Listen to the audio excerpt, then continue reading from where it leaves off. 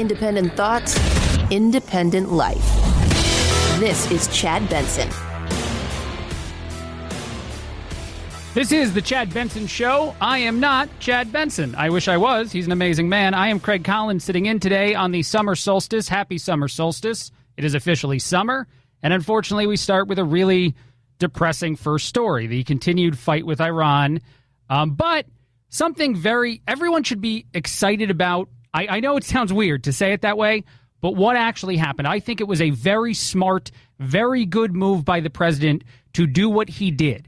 I will remind you that for a long time, Democrats said that if Donald Trump were ever faced, the president of the United States, were ever faced with an actual fight with someone actually being an aggressor and pushing him toward war, he could be offended by as much as a tweet, I think Hillary Clinton once said, and I actually have the audio to prove it. If you remember this on the campaign trail, Hillary said that all it would take was a tweet, and the madman Donald Trump would go to war. Here it is. If you dare, imagine him in the Oval Office facing a real crisis. A man you can bait with a tweet is not a man we can trust with nuclear weapons. I want an apology today, Hillary. That's the first thing I want. Donald Trump showed incredible restraint in the way in which he has handled the ongoing conflict with Iran. I think that it was intelligent to get things in motion, to create what could have been a military strike, and at the last second call it off. I believe the president when he says the reason he did that was actually rethinking the amount of casualties, the amount of innocent people, lives that would be lost by doing so. Although, if it had been intentional from the beginning to mobilize troops, mobilize planes, mobilize everything we have in the area, ships were on the move. If this were a plan from go to cancel this, but remind Iran of what it would be like to fight this country, I think that is an incredibly intelligent move. And I also, like I said, think that it demonstrates incredible restraint in an ongoing conflict. Iran has been poking the bear. They know they wouldn't win a war against us, by the way. They know they wouldn't win an actual conflict with us. They hope to do things like deteriorate the relationships we have with some of our allies more. Make President Trump, crazy President Trump, react over the top to things that they're doing, and he didn't do it. He did the exact opposite. If you remember what he was talking about yesterday, he had, from the beginning, encouraged people to trust him and to wait to see what happens. I find it hard to believe it was intentional, if you want to know the truth. I think that it could have been somebody who was stupid that did it. But we'll be able to report back, and you'll understand exactly what happened. But it was a very foolish move.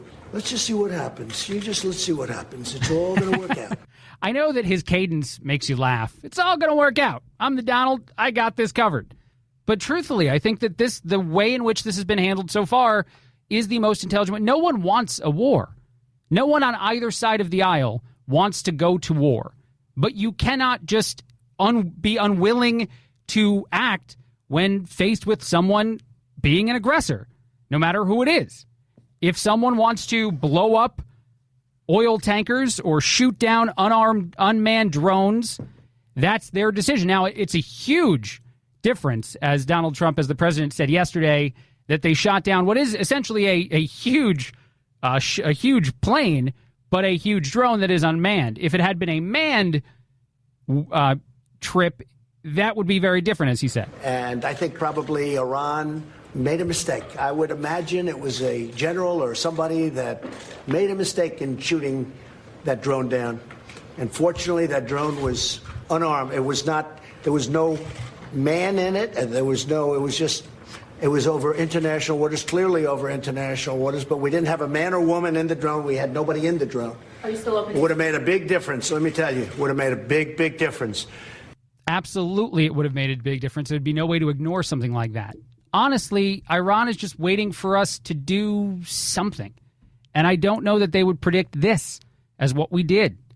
I don't know that they would. I hope that tensions ease because you are reminded, and they don't seem to be, by the way. This is just a hope that's not playing out. And oddly enough, I will also say that Democrats, at least the people you see on television, the people that represent the media in a way that never seems fair, seem to want to go to war.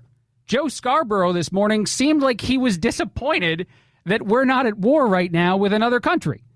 I can't fathom why a guy who, like Hillary, would say time and again the scariest thing in the world is President Trump with control of the military. Commander-in-Chief Trump is the scariest thing in the world, and yet he shows restraint, and then Joe Scarborough goes on TV and he's like, you know what? Screw it. I think that was a dumb move. We should be at war. Here, this is what that sounded like. I actually do think that a very definite trend is emerging. We've been talking about it for some time and also talking about the limits of Donald Trump's approach, which is to threaten, to bully, to insult, and then to pull back. He, of course, did it most famously in North Korea, where he bullied, he attacked, he called him Rocket Man, he insulted him. And now he's been apologizing for missile tests and other acts that any other president would have criticized. And that was what we've been asking here about Iran. This is a president who loves to insult, he loves to bully, he loves to threaten. But what happens when our adversaries understand that he's never going to follow through? Senator Sanders and others say... Can you picture a world where we openly said, the United States openly said to enemies or people that are making aggressive actions to us that we would not go to war under any circumstances? I've seen AOC and a few other people come out, I think Ilhan Omar, saying how terrible, and I agree. There would be no reason right now, no interest to actually go to war. I think, like I've said, the president made the right decision by demonstrating our capabilities and then calling them off, not harming civilians, not harming 120 or so people.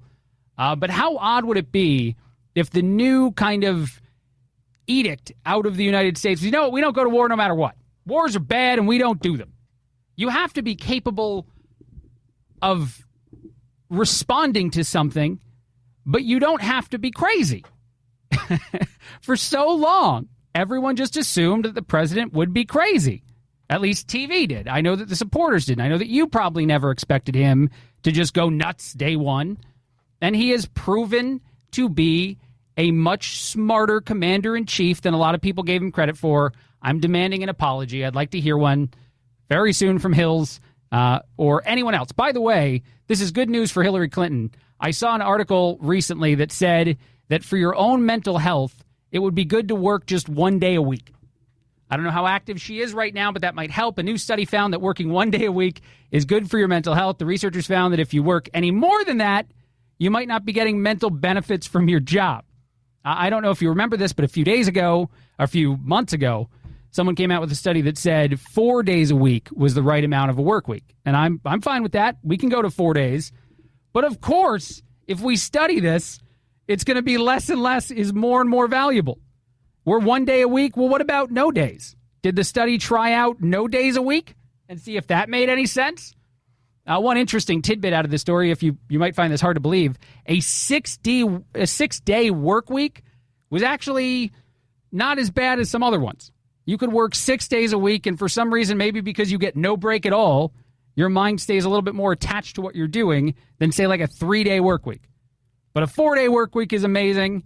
A 1 day a week work week is amazing. I don't understand how we could possibly sustain something like that. What would we do? How would people go about, I don't know. How would businesses stay afloat if no one worked more than 1 day? You know what? I got my 6-day weekend here. I can't do it.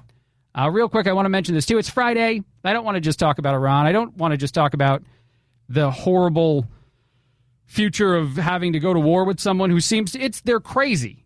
The people there right now seem to want something that they should very much not want. If they keep poking the bear will eventually respond, and you will not like the response. I'll just remind you one more time, that is not something anyone wants, especially them. The win would be quick. I think Lindsey Graham summed it up best, actually. It would be something where the U.S. would win a war against Iran. I don't even know how to I can't compare it to something like an NBA team playing against someone you cannot want to actually have real conflict. You just want to incite certain things. You don't actually want to go to war. But I wanted to mention one other thing. The Tampa Bay Rays are going to play half of their games now. They might play half of their games in Canada. That's their home games. That is an interesting decision. That's a tough work week to have to fly in between. I don't know if you do it during a homestand. Do you play half of the games in one place, half of the games in the other place during a week in which you're supposed to be at home the whole time? I imagine players would hate that idea. It's a very interesting, very strange decision there. All right, you know what? We're going to reset here. We'll get back to things in a minute. I have a woman who's fighting a seatbelt ticket for a very long time, and an interesting story about how Russell Crowe and Leonardo DiCaprio hang out. More Chad Benson Show after this.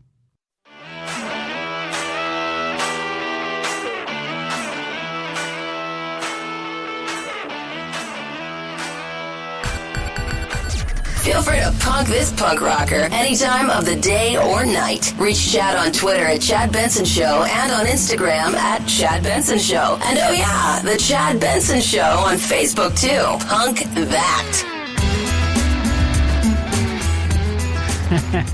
That is important information. This is Craig Collins filling in on the Chad Benson Show. Chad is off on a Friday. A very smart man to take the summer solstice off. It is the longest day of sun in a lot of places. One thing that also feels like it's been in the news a long time is Jussie Smollett. I don't know if you're aware of this, but he's in the news again, or at least the investigation is.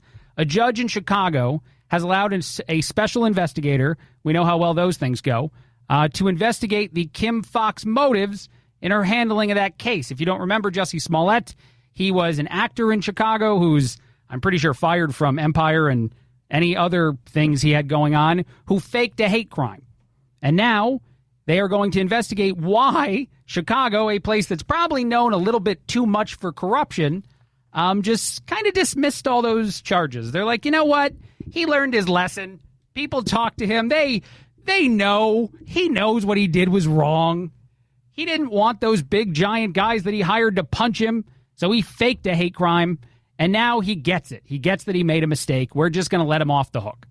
But Jussie Smollett, he seems like he's out of danger in this, but Kim Foxx, the person in charge, the Cook County State's attorney who was in charge at the time, probably not going to enjoy the special investigation all that much. As I said, it's Friday. I like to stay a little lighter on Friday and not hit too many of the political things, but how do you not talk about this ongoing issue in Iran?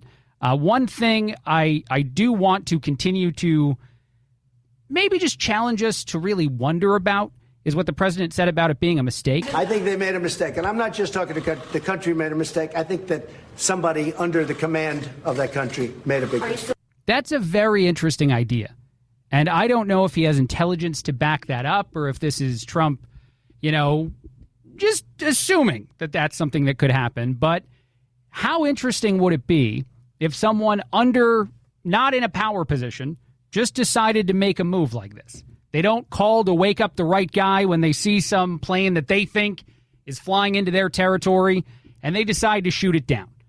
That kind of thing, that kind of error at work would be unfathomable anywhere else. The odds of that happening, like when you go to McDonald's and they get your order wrong, that's only so bad.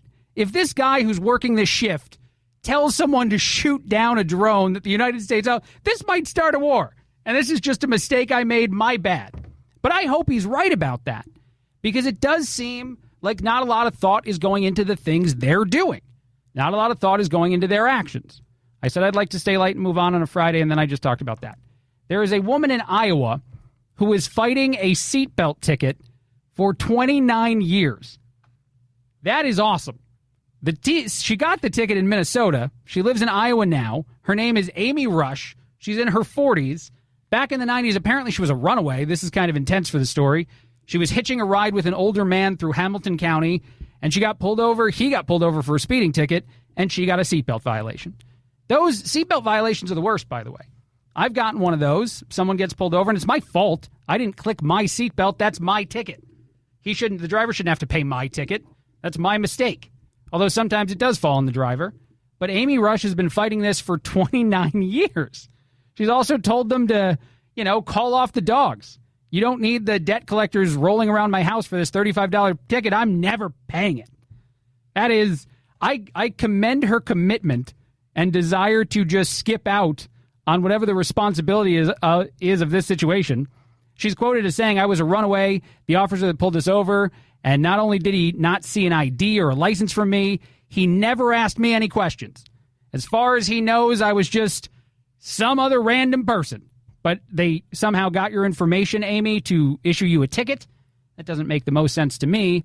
I've almost considered driving down there the 2.5 hours to talk to a judge. You should do that. That's something you should have done sooner."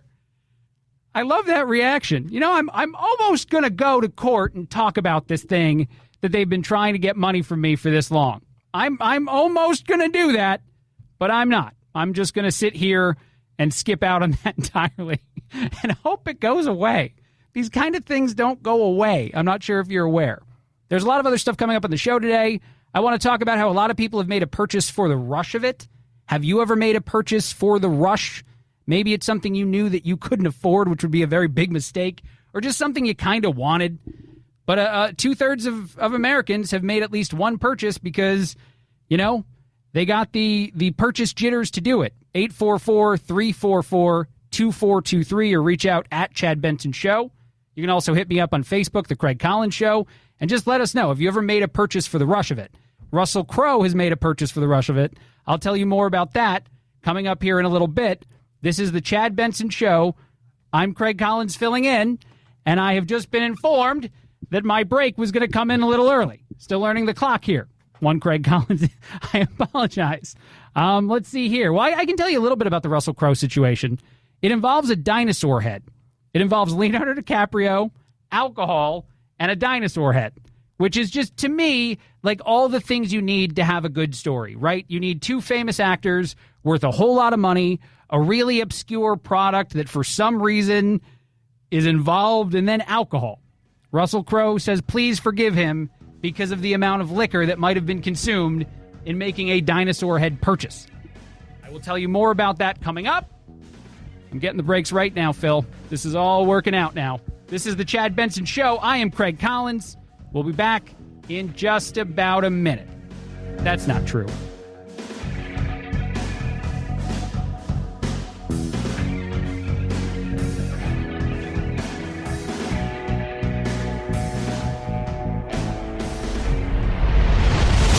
The Chad Benson Show.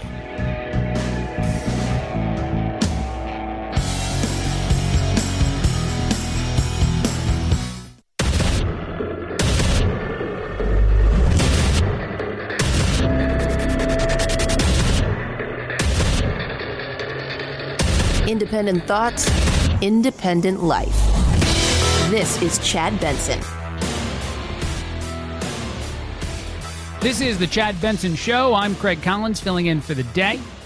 I want to know if you've ever bought any item for the rush of it. Is there something like you've been standing in? Maybe it was a kind of bigger item. Maybe you're sitting there looking at like an expensive bed.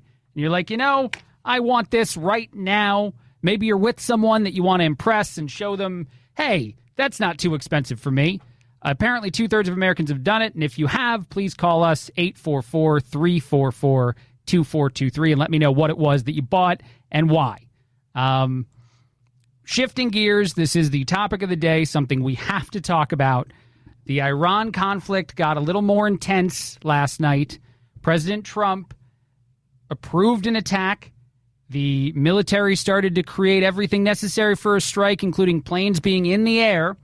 And then if you believe the president, he decided that because 120 or so innocent lives would be lost, it was not an appropriate reaction to Iran shooting down a drone the other day, and he called it off. He called it off within minutes of it being potentially executed. So, one, the president has a heart, for all those that say he doesn't. And two, he seems to be able to govern with restraint, which is something I've heard he's incapable of as well. If we dive back into some of the audio from just the other day, Trump was talking about the sanctions on Iran. The reason this is all going on, for anyone that doesn't know, is the amount of sanctions and how they've crippled the economy there. It's a tremendously different place than it was when Obama was in charge, and essentially just writing them checks, giving them cash, allowing them to rebuild their economy and potentially look toward, it was a very bad nuclear deal, and they might have been looking towards some sort of military improvements because of the availability there. Now they're not. Now they're 100% totally in reverse, as the president talked to us about just the other day. Mr. President, you said Iran is a different country. Do you still hold that opinion? Oh, absolutely. When I came here, Iran was in 14 to 18 different sites of confliction. They were extremely hostile. They were hostile when they signed the deal. They were screaming death to America. And now they are not. If you have noticed, a top advisor to the Iranian president, Hassan Rouhani, equated the sanctions to economic terrorism. He said that essentially the U.S. is partaking in economic terrorism and that they would respond by any means necessary to it, which, again, we know would be a very bad move if they chose to do something more serious. Lindsey Graham commented on this the other day. They're trying to break our will, intimidate us to come to the negotiating table. But at the same time, they're not actually trying to go to war. They would like to intimidate us. They'd like to maybe have some impact in our relationships with our allies, have them second-guess some of our decision-making in this whole conflict. But they certainly don't have any interest in actually having a conflict with us. Nancy Pelosi weighed in as well. She cautioned restraint before knowing what the president would do later that evening. We must act in a way that does de-escalate and does not escalate the tensions and the situation there. How interesting. And I think an attack would have been an escalation. Canceling an attack would be exactly what you're asking for there, Nancy. Are you going to congratulate the president for that move? Are you going to say job well done? I don't. We should do that, right? More people should just do a job well done, even if you hate each other. I don't know if this even has to be just politics, although for politicians, this might be great. Every once in a while, when you fully agree with someone's decision, maybe it's just maybe if you can't agree on anything, it's just when you go to lunch together. You're eating in the break room together and they order the chicken and you thought that was a good move. Say a quick job well done. Repair the relationships just a bit. And then maybe we build to a point where Nancy Pelosi can go on TV and say, you know what? The president handled that really great last night. Instead of whatever version of, I think a mistake was made and I think he's insane, that she'd probably say to any time a camera is on her. I wonder if behind closed doors, too, she's a little more honest about things. And she'll say something like, you know what? That was a really good idea. I can't be public about that. Just like media can never be public about liking Donald Trump. We have to hate him at all costs. But, I think that was a good move. Another interesting move, I previewed this a little earlier. Russell Crowe was hanging out with Leonardo DiCaprio. Shifting gears hard here, people. Russell Crowe and Leo were hanging out, getting drunk on vodka. And Leonardo DiCaprio, two very rich people, he's complaining because his dinosaur skull that he has in his house is outdated. There's a new one coming on the market. It's going to be nicer, fancier. He's talking about a dinosaur skull like people talk about iPhones. You know, like the 10 is out now. I still have the 8. I don't like it. So he's complaining to Russell Crowe, saying that he needs to sell it. And Russell, who might be a little bit inebriated, goes, well, how much? And apparently it was like $30,000, something in that range that Leonardo paid for it. He's like, I just want to make my money back so I can get the other dinosaur skull. And he's like, okay, cool. Yeah, my kids will love that. How would you react to that when dad comes home with a dinosaur skull? And then his answer for why he has one is he was hanging out with the guy from Titanic.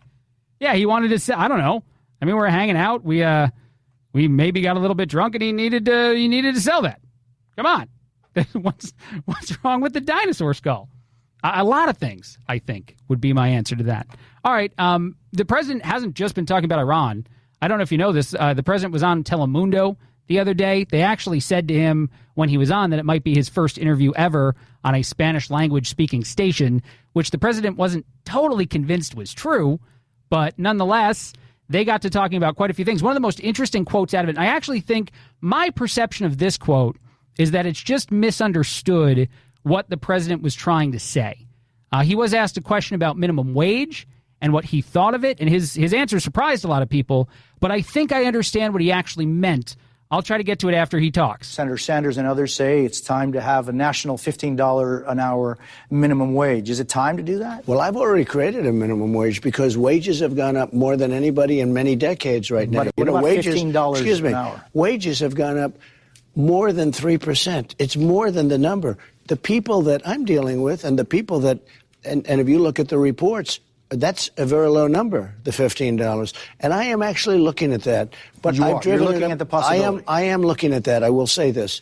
But beyond that, because that's just an artificial number, much more importantly, because I'd like to get people higher than that, wages have gone up tremendously in the United States since I've taken over. In fact, soon to be record numbers. And what he's obviously talking about is the economy is getting better. Businesses are more flush with cash. They're capable of giving raises to their employees. If things go well economically here, things get better for everyone. That's been the basic thought. That's the reason for the tax cuts. People have more money in their pocket. They're paying less taxes. So the president is not saying, in my opinion, that there would be a federal minimum wage that would restrict businesses from being able to pay employees what they need to pay employees for certain jobs. There's a lot of jobs out there in the world that for a long time were for teenagers who were trying to make money during the summer. And now a lot of those jobs, unfortunately, have landed. People need to go out and get a job that's not exactly what we used to expect it would be to support a family.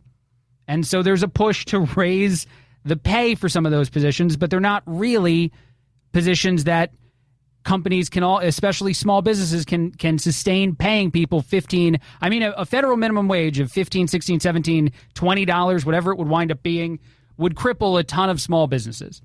But I think what the president means is that if the economy continues to improve, and here's another weird, interesting thing, the tariffs.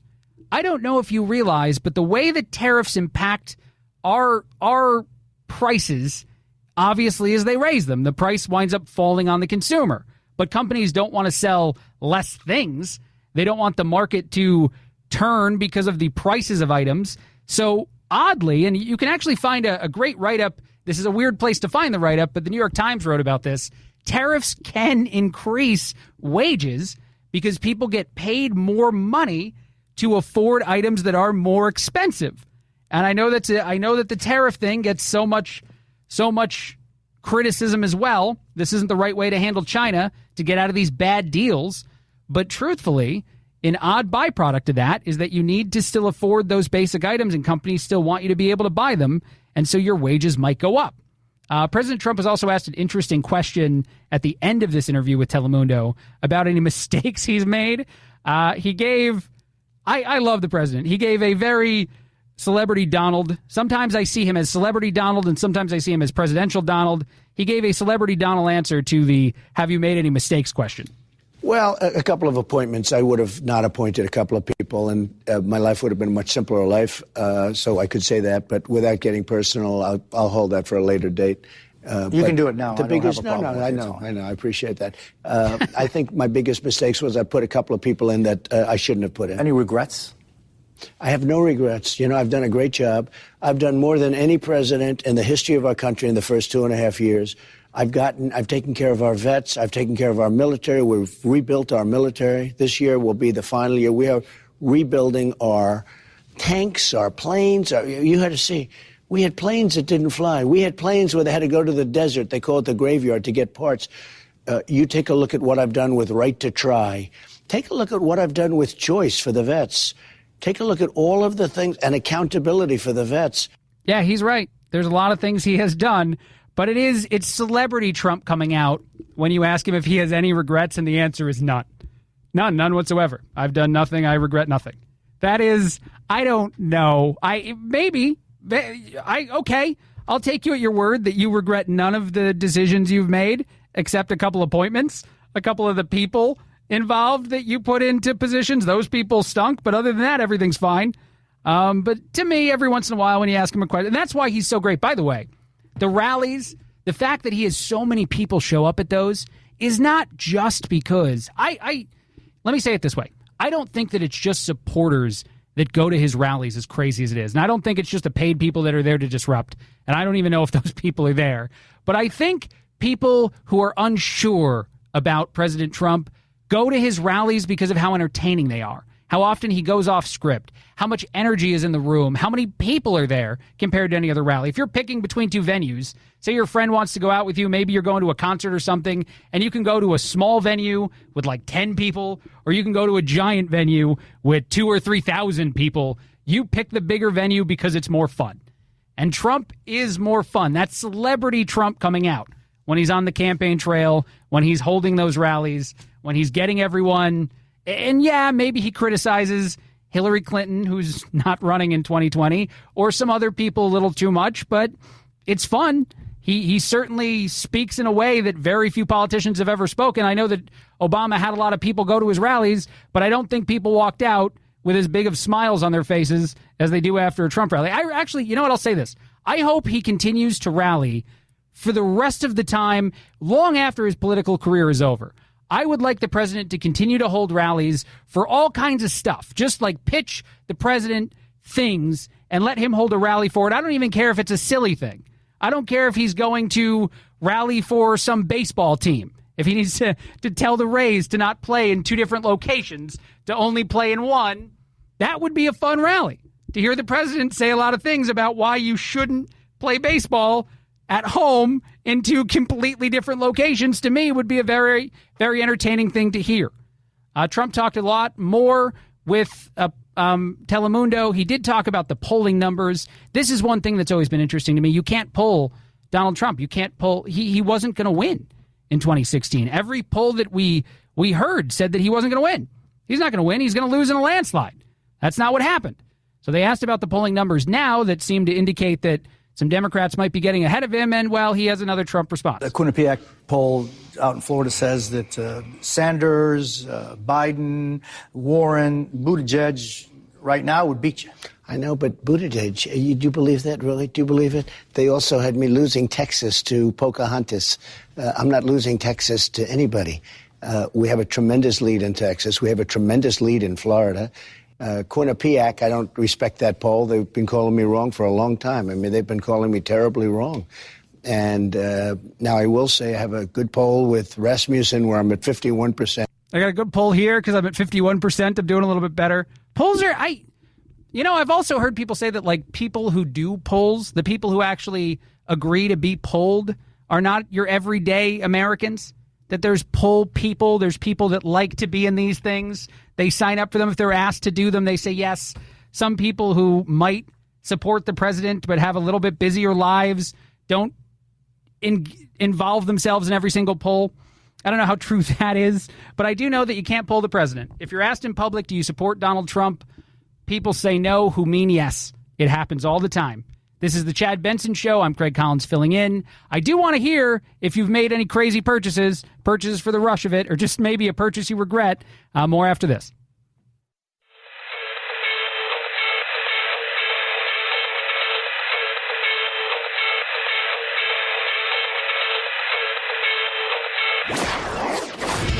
Don't let the Washington Beltway strangle you. This is where the exhausted majority comes to refuel, realign, and reevaluate. This is Chad Benson. This is the Chad Benson Show. I'm filling in. Craig Collins with you today, and I am going to go right to our film critic, Eric Childress, with efilmcritic.com. Eric, how you doing, bud? I'm doing just fine. You've seen Toy Story 4, I imagine. I have. And your life is much better for it. Certainly, yeah. Based on what's been opening this month in June, Toy Story 4 is a welcome bath, if you will. You know, it's interesting you say that, actually. Before we keep talking more about the movie, do you feel like it's a down year in general for movies? Well, I mean, looking over like big movies, I mean, there are a number of really good independent movies that have come out and are still yet to come out, actually. But I mean, looking over like what I would consider like top line stuff, and there are a few that I've missed so far. But I mean, it's not a great year for movies. Yeah, no, and I don't know if you remember this. I'm a huge comic book nerd, comic book fan, and I didn't even like the Marvel movie that came out. That's wrong. Everybody loved it. Huh? That's one of the really good ones. Okay, all right, that's one of the really good. I thought it was a little boring. Yeah. Where's more of the action, Eric? All right, Toy Story 4, is it a must-see this weekend? It really is. Yeah, and not just because the spout of recent releases are pretty awful, but it's just, I mean, if have any investment in these movies, and how do you not at this point? I mean, we're talking 25 years. It's like kind of amazing when you consider that, you know, the Woody and Buzz have existed in our lives for that long. And they keep finding, just wonderful ways to tell these stories. I mean, there's something that is familiar about the themes that go on in this movie, but yet, there are things that I'm still thinking about, a day later after seeing the film, and I think that is only going to get better in my mind. Wow. I think, ranking these movies, at this point is just because they're all kind of a part of a whole at this point. Yeah. So to say that one is lesser than the other is just kind of unfair at this point. Sure, we're going to rank it up against other movies, but like you said, there are things in this movie that underlying themes and ideas, along with it being just exceptionally funny, really exciting at times. The level of detail in the animation is still absolutely incredible, and it really it gives you the good cry that you want at the end of this movie. Good. Which is weird because Toy Story 3 did that too. We only have 30 seconds left, Eric. Thank you so much for previewing that. I assume Child's Play, you're just going to say skip it real quick. Well, they didn't Child's screen Play it for critics, so they didn't want to screen it for us, so why should you screen it? There you go. Eric Childress with eFilmCritic.com. Thank you so much for joining us. Toy Story 4, you have to go see it. This is the Chad Benson Show. I'm Craig Collins filling in. We've got a lot more Iran to talk about coming up after this. A lot of sadder things than the movie coming up in just a few minutes on the Chad Benson Show. This is the Chad Benson Show.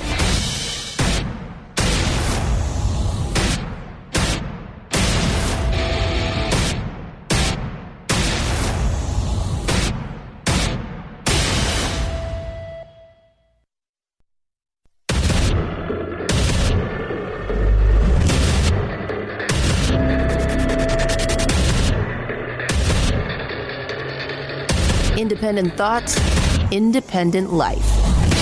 This is Chad Benson. This is the Chad Benson Show. I am Craig Collins filling in today. We have to, unfortunately, it's the summer solstice. We should be having a nice Friday, a happy Friday, an uplifting Friday, but the biggest story in the news is a potential conflict with Iran because, I've come to this opinion over the last hour or so talking about it. They're idiots. I think there's no other alternative than that. Trump has a lot of sanctions that he instilled on the country that Obama had certainly taken away when he became president. Those sanctions have had a drastic effect on the economy of a country that is very dangerous, very scary, and needs to be controlled a little bit more than just given a terrible nuclear deal and told, hey, here's more money, here's good things, be friendlier. They were not being friendlier, and now that they're very upset about those sanctions, they want them to go away. They're trying to provoke the United States without any intention of actually going to war. It's like the little guy in school trying to pick a fight with the big guy in school just because. He doesn't want to get hit in the face, but he just wants to see what would happen. And a lot of people are reacting, of course, to the strike that was ordered and then didn't take place last night. There was a military strike ordered as retaliation for the downed drone, an unmanned drone that had the wingspan of a typical 737. And so a lot of people are reacting. I'm surprised at some of the reactions, though. Fox and Friends this morning, and specifically Brian Kilmeade, seem to want war. I don't know any other way to say it. You tell me if I'm wrong. They just shot down a drone we didn't think they were capable, according to some reports, of shooting down. We were in international waters. Their explanation is farcical. So people have to wonder, North Korea's watching, Turkey's watching, Russia's watching, China's action. What's it going to take for America to actually act? Maybe we did act, Brian. Maybe that action wasn't necessarily to strike militarily, but it was to remind the opponent that we're more than capable of striking, that we have assets in the area that can be mobilized very quickly, and things can be done to show someone that it's not the most intelligent move to pick a fight with the big kid in school. It's not the most intelligent move to poke the bear like this. Brian went on later in the segment to say, I think by not doing something, he is doing something. There are consequences for non-action, and there's consequences for action. In the Middle East, a non-action is looked at in many cases as weakness. And the one quote that just sticks out with me, Tom remembered, and it still holds up today, Thomas Jefferson to John Adams. He said, if you don't punish the first insult, more are sure to follow. And what we've seen is we didn't punish the first insult, and more are to follow. I don't think that now we've done nothing. That's just not my opinion of the situation. I think that, and I wonder, the president has said the reason he called off the attack, the strike, is because of the amount of civilian casualties that would be lost. He asked, and this is the president saying, well, the strike was, about to take place. How many civilians would die? When he was told it was between 120 and 150 people, he called it off. He said that it wasn't the appropriate response to an unmanned drone being downed to lose that many lives, which just flies in the face of everything you hear on TV or have been hearing on TV about the President of the United States. For how long have we been told that he's a madman? For how long have we been told that if someone upsets him with a tweet, he would bomb them? That is an actual part of the narrative for a long time. I'm sure you remember it. For this president.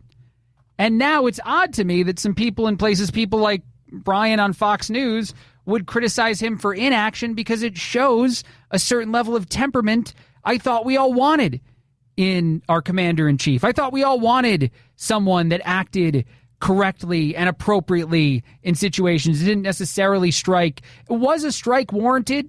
I don't know. A lot of Trump's people, a lot of very smart people like Pompeo said that a strike made sense, but a lot of those people desire war, it seems. And again, I want to remind you that this narrative about Trump being crazy, it was created long back. Hillary Clinton used to use it on the campaign trail. Here is a clip from Hillary talking about how scary it would be if Trump became the president. If you dare imagine him in the Oval Office facing a real crisis. A man you can bait with a tweet is not a man we can trust with nuclear weapons. Do I get a sorry now? Well, not me. Does the president get a sorry now? Is there a sorry coming at some point from Hillary? Because it seems like he can be trusted a lot more than you thought, because he's willing to call a strike off. And he had a much better reason than a tweet to consider it. And he had a lot of powerful people telling him it made sense. But I think this is intimidation enough just to remind the enemy of how powerful we are. The United States is not someone you want to mess with. I'm going to be saying that all day today. And I know I'm preaching to the choir here, but they know it. They know that we're not someone they want to mess with. They have no interest in going down that road. They just want to keep poking the bear because what Trump is doing is working to perfection. Their economy is cratering, which is something they needed in order to come back to the negotiation table and have a good deal in place to prevent them from ever getting a nuclear weapon, to prevent them from ever being a country that can do more damage to their neighbors and certainly to us at some point. They were someone that needed to be reminded that, it's the same thing with these tariffs with China. It's the same thing with a lot of the moves the president is making. He is making strong, bold moves. He's doing it on purpose. He's doing it to demonstrate that he's a much different president than the ones in the past that have been taken advantage of. He is a businessman. He likes making business deals that make business sense. He's not going to sign on the dotted line to a deal that hurts the country here because we can take it, because we're a big enough, strong enough, rich enough country that we don't have to make the best in every one of our deals. No, he wants to make sure that our interests matter just a little bit more. There's nothing wrong with that. That's a very appropriate decision, and it's one that I think he'll continue to make and have success with. And personally, I do expect, and by the way, this doesn't mean like a strike's not going to happen. It just means that it didn't happen last night. I don't know when people say inaction is proving we're not willing to do anything. And then you have people on the other side of the aisle, Ilhan Omar being one of them, who tweets out that a war would be terrible, we can't go to war, almost to say that like any war is bad. You can never go to war. How much would that thrill our enemies for the new motto of the United States to be like, we don't do war anymore. We don't want to go to war. We don't do that. Yeah, we have a lot of weapons and a really strong military. We have that for no reason whatsoever. It's just something we have. We're not going to fight you. That's an insane idea. We have to protect ourselves. We have to protect our interests. We have to do what's right sometimes. And in this case, what was right was reminding the enemy of something without actually harming them. We talked about movies. It's Friday. There's shifting gears. There's a lot coming out, I guess, that's not all that great. And one movie that's really great, it's Toy Story. But unfortunately, for our producer today, Phil, it's a Toy Story 4. And I think, if I remember correctly, Phil, you have some rules that would negate your ability to go to a Toy Story 4. I don't go to see any movie with a number at the end of it. I don't go to see movies based on a comic book. And I don't go to see a reboot, a reimagining, or a reimaging. So where did these rules come from? Where did your movie reels, what's the origin? Sequels are normally bad. Now, there are exceptions to all of these rules, but normally sequels are pretty terrible. You know, you just offended a lot of nerds and a lot of Godfather 2 fans. I think a lot of people like that Empire Strikes Back, and a lot of people like the Godfather 2. See, Empire Strikes Back did not have a number. That was the Empire Strikes Back. Okay. Well, actually, you know what? I'm not that I'm a Star Wars nerd. I'm going to have to argue that with you. I think About it had the a number. episode? It was 5. Yeah. Yeah, no.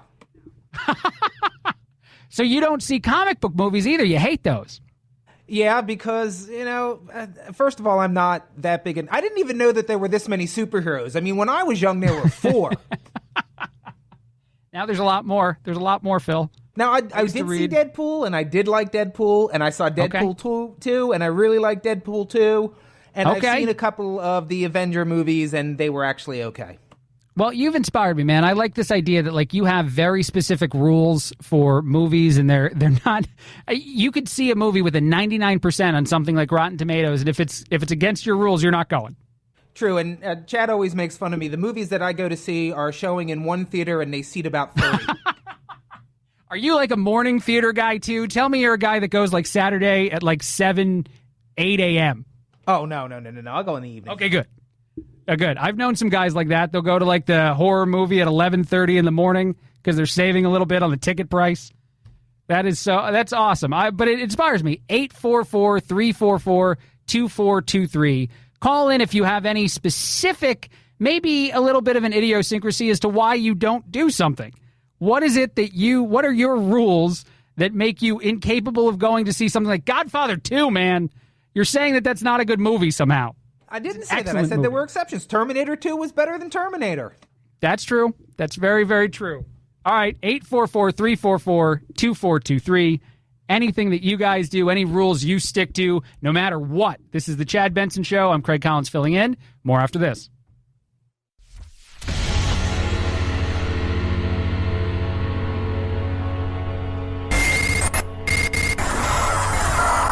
No fake outrage here, just the real thing.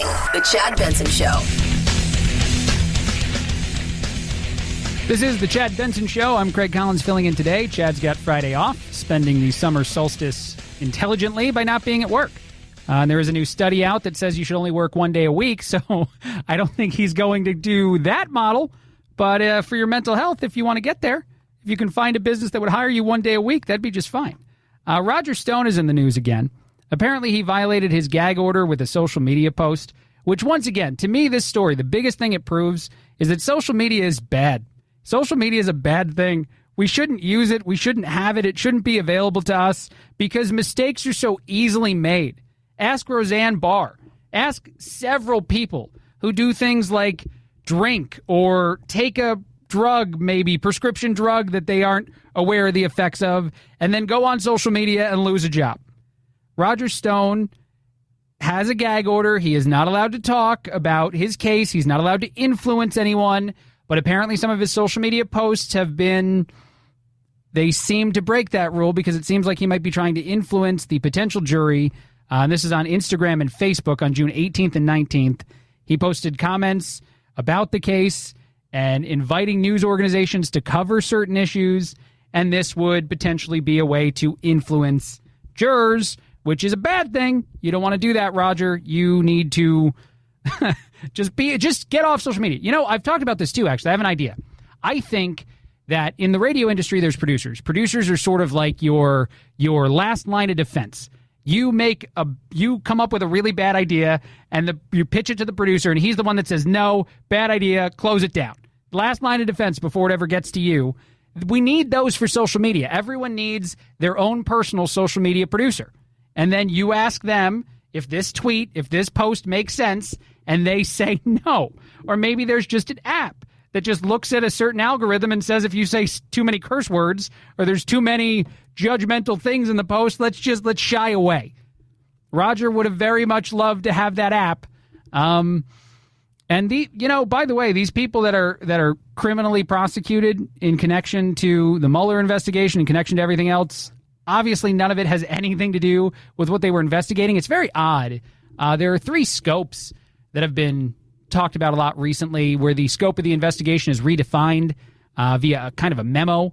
And when you continue to investigate stuff, it seemed like they were getting more and more desperate to just find something, to find some people who did something wrong in some way and then blame those people. And then, Mueller can look at you and say, hey, look, success. We got somebody.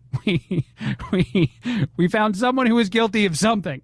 It's not necessarily what we started out to investigate, but hey, it's something. A couple other quick things for you on a Friday. I don't know if you've heard, but we are all growing horns. You have a horn, I have a horn. Young people, their horns are crazier than ours, and it's because of our use of a cell phone. New research blames the amount of times we look down, we crane our neck downward just to look at our mobile phone, as creating an additional kind of spur, a bone in the back of our neck that's just giving us some additional support back there. And the horns will just keep growing.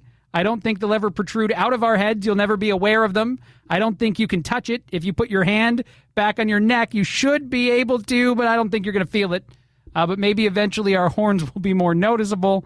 But just a bit of news that if you're a guy who loves to use the smartphone, if you hate putting it down, that, there's something growing in the back of your head. All right, I want to move on to a couple other things today. It's a Friday. You don't have to stick to the news of the day the whole time, right? You don't want to hear that. You want some fun stuff. And I don't know if this is fun, but these people have a great job. Researchers in Scotland have been training seals, that's right, seals, the animal, to sing the Star Wars theme. That's what they do when they show up to work. They go into work, and apparently they've taught them some other songs. The seals originally learned Twinkle, Twinkle, Little Star. They got a little more musical as they went, and now they're at a place where they can sing the Star Wars theme. And I have audio. I have 19 seconds of seals singing to brighten your Friday.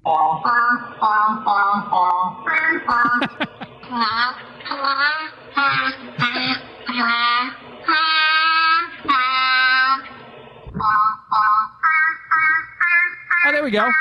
There's a Twinkle, Twinkle, Little Star. So the first one is someone playing the music for the seal. And then the second one, the one that you would say, like it's your kid still learning an instrument kind of sound, that is the seal singing the song. I just don't understand how you get to a point where that's your job. Like, that's the job I get to do? I get to show up to work every day and figure out how to teach an animal to sing the Star Wars theme? Like, that's my whole thing. I want that. Can we get to a place where I get a job like that, world? Someone reach out to me and let me know what I can teach a seal to do. That sounds, I'm opening it up too much. I want to teach them to sing any kind of song, and I'm down for that. Because that's apparently a job. That's a job you can have in this day and age. That is 2019, hashtag woke. We're all super woke.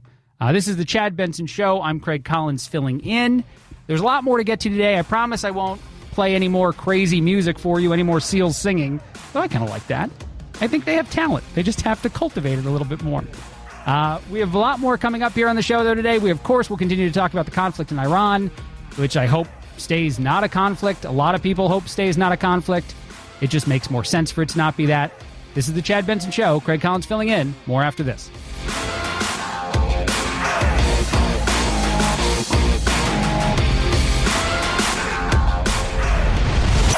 The Chad Benson Show.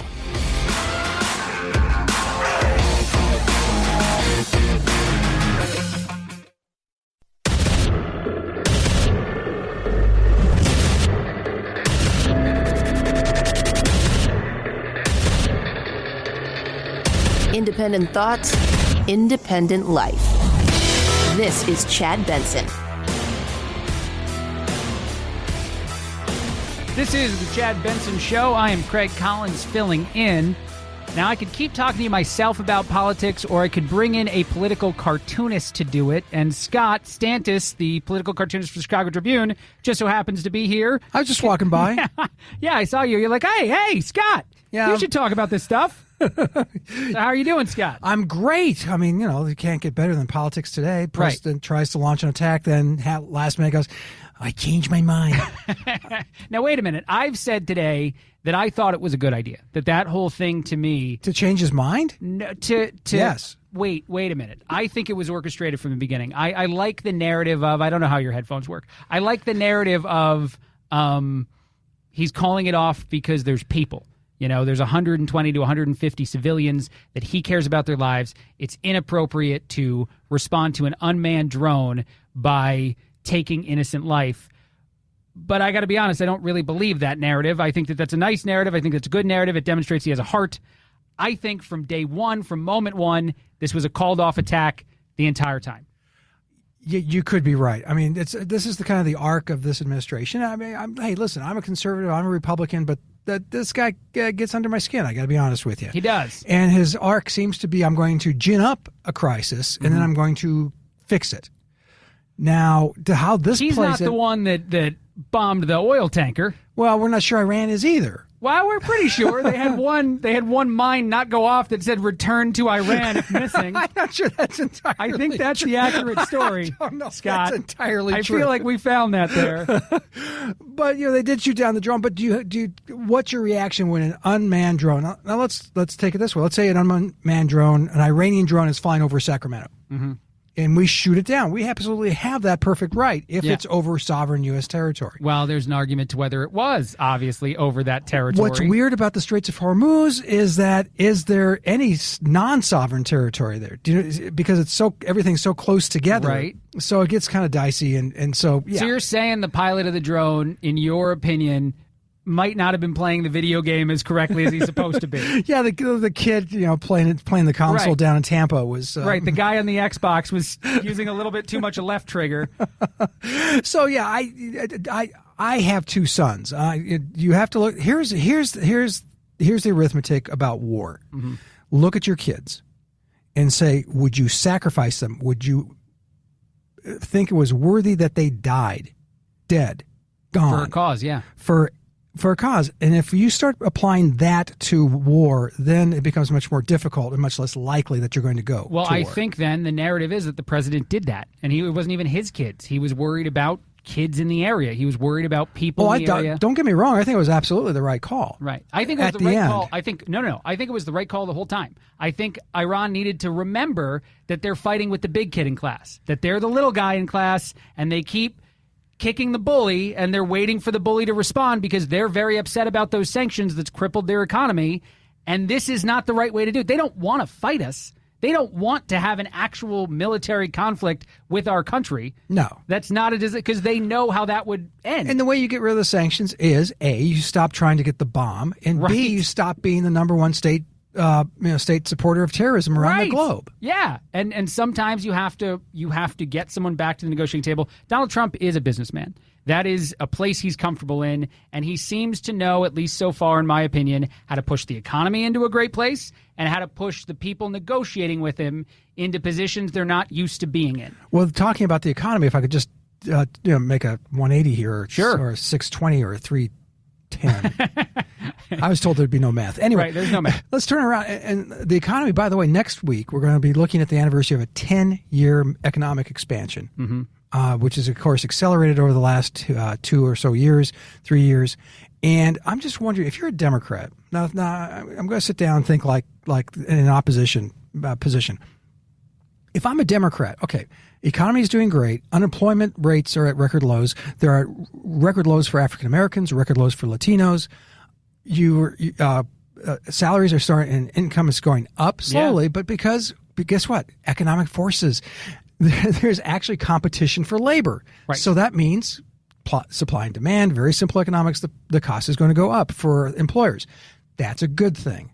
And now if you're a Democrat, how do you run against that? You go, and we're going to change all that, by gum, and give you free stuff. Yeah, well, see, that's how you run against it. You give us free stuff. You don't really care about the math so much. You say, what do you have that you have to pay for? It can be free now. You have that for free. A house? Sure, why not? An education? No problem. We'll get you there. Health insurance? Why pay that?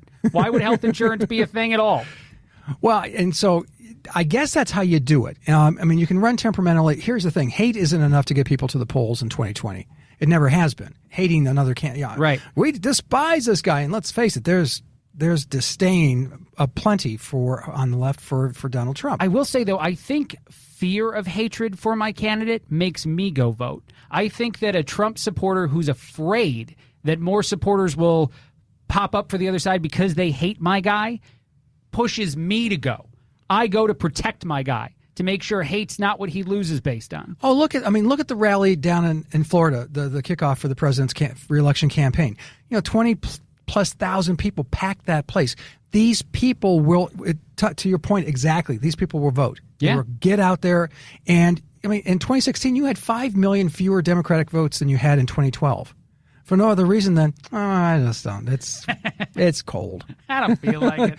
I don't want to do it. Well, the polls all say Trump's going to lose, by the way, which Donald Trump, he was on Telemundo. Did you by any chance catch that interview? No. Did they do it in Spanish? I know. They did it in English. They had the subtitles running the whole time. A Spanish interview with the President of the United States. I don't even know how that would work. That would be the most amazing thing in the history. He would riff. He would learn Spanish in a travel book and riff it in the interview. I'm sure he would.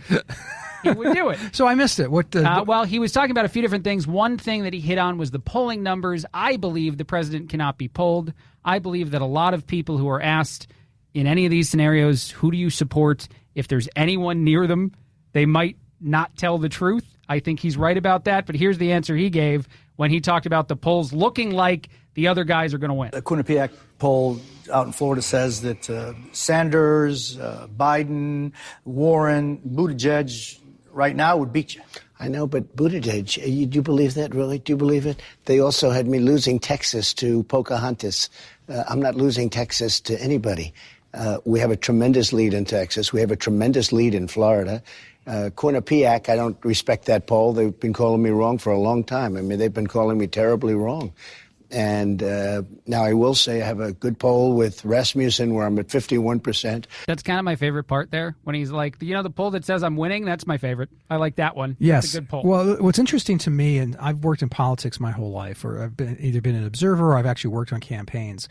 And when he fired his pollsters because they came back with numbers he didn't like. That's not why he fired them. He fired them for leaking the numbers he didn't like. I think that he was fired. Internals always leak. They shouldn't leak, especially if they're bad internals. I don't think that those are the ones we should leak, and that's why they got fired. Plus, I'm pretty sure I remember the president saying those were really old numbers, back when Biden wasn't someone who was breathing on too many people. Well, Sanders was still Sanders. I mean, yeah, that's true. I don't know. I think he is in trouble. But he lost the popular vote by over 3 million votes. Wait a minute. You actually think the president is in trouble? He's not going to.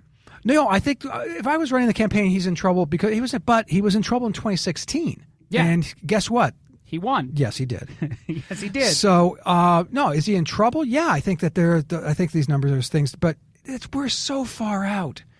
You're talking about, there was a great election. I'm sorry to go into the deep weeds here. Boris Yeltsin, Russia. He was polling at, and I'm not making this up, between 6 and 9%. Wow. And they brought in some American experts, and they almost got executed because they had the temerity to suggest that Yeltsin should give a campaign speech sober. They got him to do it, and he won that election. So we're so far out. These polls don't mean a heck of a lot. No, they don't. I think the president can run on the economy, and I think the third thing I'm trying to think of is, the economy. And well, it is amazing. I don't know if you've heard. You have more money. I have more money. There's less taxes for all. We're doing great as a society. And one thing, and I don't know if you agree with this, as a political cartoonist, I'm sure you've at some point maybe made a joke about the tariffs. Maybe I hate them. I hate them. It might boost people's wages. Have you ever thought about the connection there? I get it. That doesn't work. None of that logic applies. It's never happened ever, never happened in the history of tariffs. Tell me how you really feel, Scott. One other thing that was covered during this conversation was the minimum wage. And the president seemed to say, a lot of people are very happy with this, that he was for a $15 or even higher minimum wage. That's not actually what I think he's saying. What I'm reading through the tea leaves, and I'll play it for you, is that it's going to be a byproduct of the incredible economy and maybe even some of these trade wars that people are just going to make more money. Here's that part of the interview. Senator Sanders and others say it's time to have a national $15 an hour minimum wage. Is it time to do that? Well, I've already created a minimum wage because wages have gone up more than anybody in many decades right now. But what about $15 an hour? Wages have gone up more than 3%. It's more than the number. The people that I'm dealing with and the people that, and if you look at the reports, that's a very low number, the $15. And I am actually looking at that. But You're looking at the possibility. I am looking at that. I will say this. But beyond that, because that's just an artificial number, much more importantly, because I'd like to get people higher than that, wages have gone up tremendously in the United States since I've taken over. In fact, soon to be record numbers. It's soon to be record numbers, Scott. Yeah, record they're not. Numbers. I mean, he's wrong. He's just not. They are. They're going up. They're going up very, very slowly, and probably slower than you would expected. Right. Given that there are so many constraints on it since the recession and since the slow build up, and now the economy is flying. So yeah, wages are going up. Will $15 an hour be the norm or even low? Probably. Right, but he says that that's not even enough to him. He says that 15 is probably a low number, that these numbers are just kind of picked willy-nilly in the air, and there's no actual stats to back up that this amount is more appropriate than this amount for how much you need to sustain life or to have a good quality of life. Well, what some are looking at is what's the quality of life, like bare minimum, how much do you have to make? And it depends on where you're at. If you're in California, it's a crazy number. It's like $30 an hour to live a middle class, house, car in the garage kind of life. That would seem excessive for, say, a server or someone working in a fast food place or an entry-level job. And also the small businesses can't necessarily sustain paying all of their employees one rate if they're not the same as a Walmart. Yes, Walmart could raise its minimum wage for all its employees, and it probably would still impact that company because of how many employees they have, but it's not the same as asking a mom-and-pop shop to start paying all their employees a certain wage, especially in a rural place, like you said, and assuming that company is going to survive. Right. Lots of companies go under with that, but if the economy just gets better, if everyone's just doing better because of the amazing Trump economics that are happening here, Scotty, then we're all in a much better place. Exactly. Well, I couldn't agree with you more. That's what drives wages up is competition for workers. And it's not any more complicated than that. I want to point out that you don't agree with me. You agree with the president. Okay. No, I can agree with him on some things. So real quick, he also was asked, and this was my favorite part of this interview with Telemundo, what mistakes have you made in office? What do you say? Well, I say that there's two Donald Trumps. There's Donald Trump, the president, and then there's Donald Trump, the celebrity. And every so often, if you ask Donald Trump, the president, a question, Donald Trump, the celebrity, might answer. And so when you ask him if he's made any mistakes, he hasn't made very many, Scott. Well, a couple of appointments. I would have not appointed a couple of people, and my life would have been a much simpler life, so I could say that. But without getting personal, I'll hold that for a later date. You can do it now. I know. I appreciate that. I think my biggest mistakes was I put a couple of people in that I shouldn't have put in. Any regrets? I have no regrets. I've done a great job. I've done more than any president in the history of our country in the first 2.5 years. Did you just laugh? Did I hear you laugh? I did, because it's preposterous. Wait, he's got no regrets. He regrets nothing. I know. What a great life that would be. What a great Christian that is. You're not sorry for anything. It's the same answer he gave when someone asked, what do you ask God for forgiveness for? And he goes, I can't think of anything. Donald Trump, the celebrity, comes out just a little bit. That's Donald actually Trump, a good take. Yeah. The guy at the rally, who, by the way, I don't know if you agree with this real quick. I want to ask you this, and then I think we got to take a break. Sure. Donald Trump rally spokesperson, whatever you want to call him, should exist long after he's done with politics. I think that one of the big travesties of all this is that whenever he has to hang it up, whether it's at the end of this campaign or 4 years from now, I assume 4 years from now, we're not going to get rallies and Donald Trump campaigns anymore. I want him to just go out and support something. Like pitch him causes. He throws a rally. He does an off-book 35 minutes about how great it is. I don't know if you've heard, but the Tampa Bay Rays want to split their home games. The dumbest. Have you heard this? Oh, the dumbest idea I've ever heard in my life. Okay. The fans are going to have to get behind half the home games being in Canada. Donald Trump rally to support that idea. Everyone's on board then. 40 minutes later, like, yeah, okay, we get it now. Hillary Clinton's terrible. We got to play in Canada. Lock her up, play in Canada. Lock her up, play in Canada. See? Success. I don't want it to go away. Politics will be so much more boring when Trump's not a part of them. They just will be. He makes everything more fun. I don't think that's a hot take for either side of the aisle. I could stand a little more boring. You could? I could. I'm old. I'm tired. Okay. This is the Chad Benson Show. Craig Collins filling in. That's Scott Stantis, political cartoonist for the Chicago Tribune. Thanks so much for joining us. We got a lot more of the show coming up after this.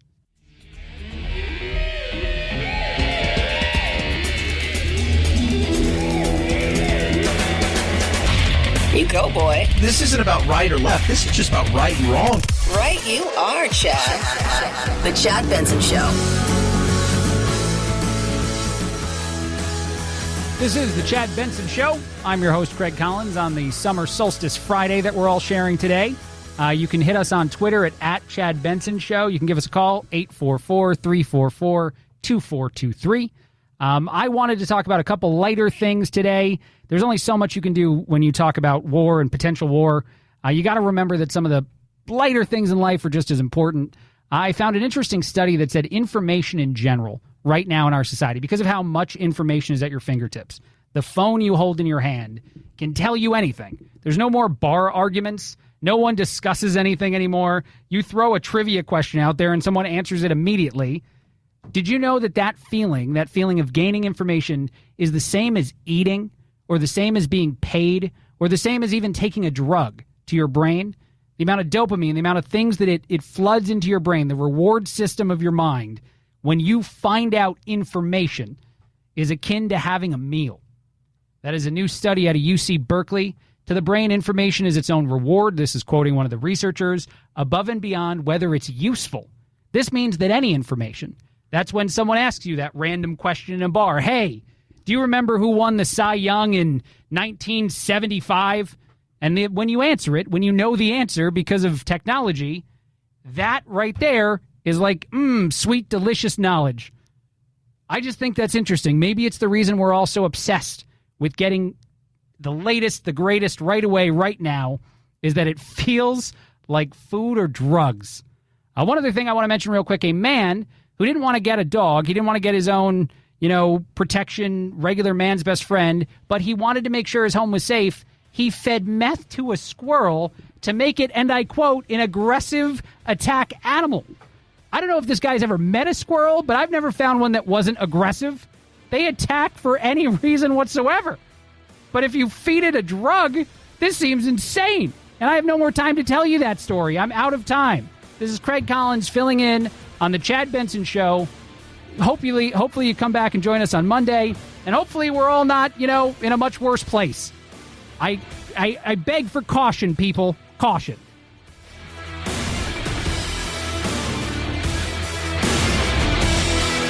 This is the Chad Benson Show.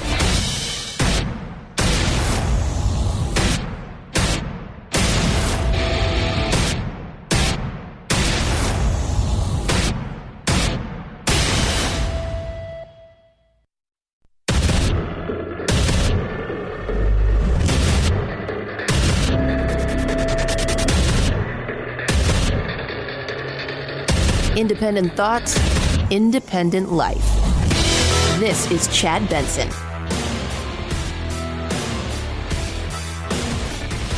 Welcome to the Chad Benson Show.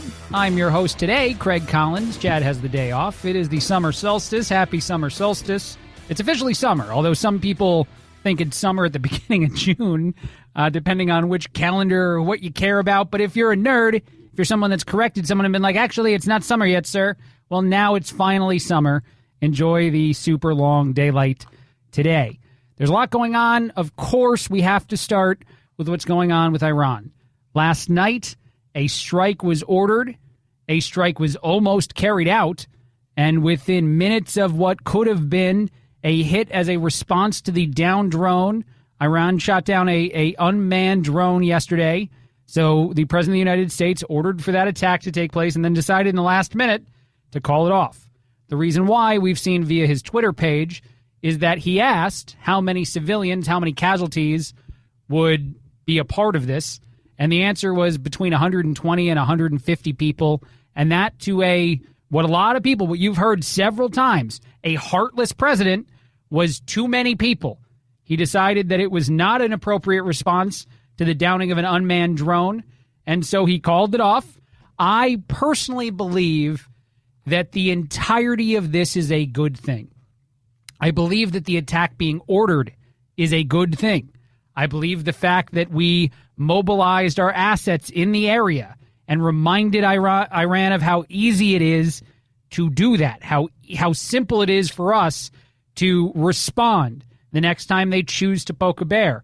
I believe that's good. And of course, I believe it's good that we're not actually at war right now. Although I do find it odd, watching the coverage of this today online, watching the coverage today by the typical people, it seems like there were a lot more people that were disappointed that the president isn't a crazy person as he was accused of being. I want to remind everyone of what Hillary Clinton used to say on the campaign trail as far as if Donald Trump would become president and what he would do if he had access to nuclear weapons. This is Hillary Clinton warning us of the dangers of a very crazy Donald Trump. If you dare, imagine him in the Oval Office facing a real crisis. A man you can bait with a tweet is not a man we can trust with nuclear weapons. Wrong. I need the wrong sounder. I don't know where I get the wrong sounder, but I need one that just says, sorry, thanks for playing, but no. He has demonstrated tremendous patience in this situation, tremendous restraint. If anything, I trust the president more now as the commander-in-chief than I ever did. He is willing to, I think, play a little bit of a political game, but not actually unnecessarily start a war.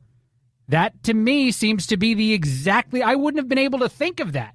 To be totally honest, I would not have been able to connect the dots to say, we need to remind the enemy that we're here and we're very, very powerful, but we don't necessarily need to attack them quite yet. The things they've done, the ways in which they've poked the bear are not necessarily to the point where we need to declare war. Lindsey Graham was asked for his take on this, and Lindsey Graham first reminded us about how President Obama used to handle these kinds of situations. When Obama said to Assad, you better not use chemical weapons, Assad did. The rest is history. Trump has told the Iranians, you cannot disrupt navigation of the seas, you can't attack our interests or our allies. That's an unacceptable way to live in the 21st century. That is true. Unacceptable way to live in the 21st century, and yet we don't need to attack them quite yet. To teach them that lesson, Obama wags his finger and says, no, stop it. That's not the appropriate response. That's not going to get it done.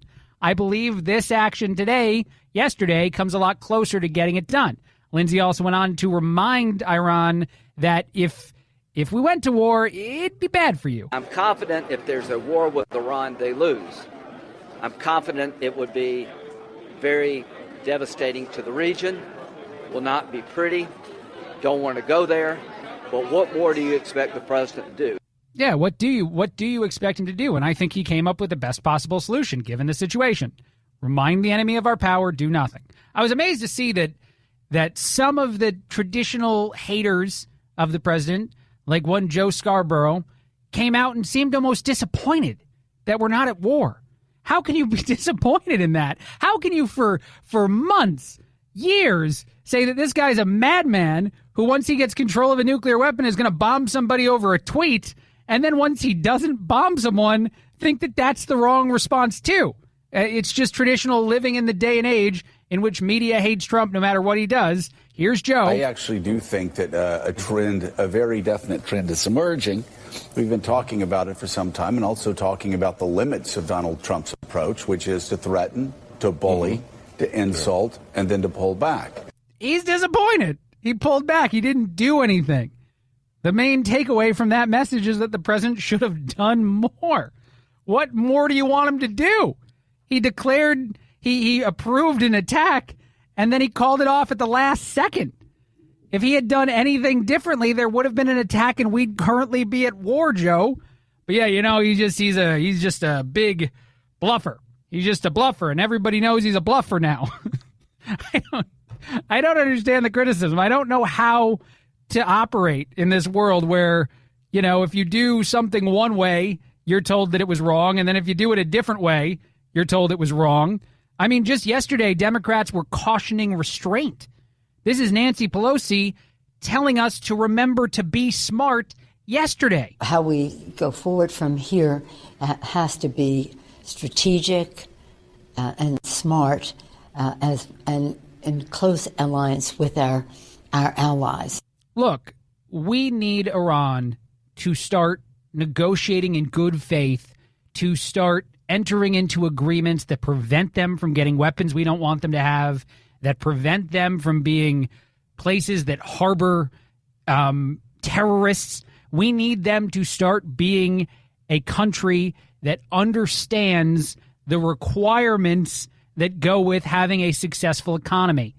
People that blame the president because of the amount of sanctions that have been placed since his presidency started, to do what Obama did, essentially nothing, enter into a bad deal, give them cash.